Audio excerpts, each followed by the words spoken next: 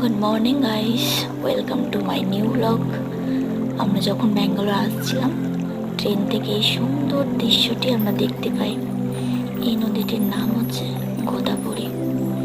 এই গোদাবরী নদীটি ট্রেন থেকে ভীষণ সুন্দরভাবে দেখা যাচ্ছিল। অনেক বড়, অনেক চওড়া নদীটি, এবং ট্রেন থেকে বসে বসে এই দৃশ্যটি দেখতে আমাদের খুবই সুন্দর লেগেছে, যার জন্য আমি এটা আপনাদের কাছে শেয়ার করলাম।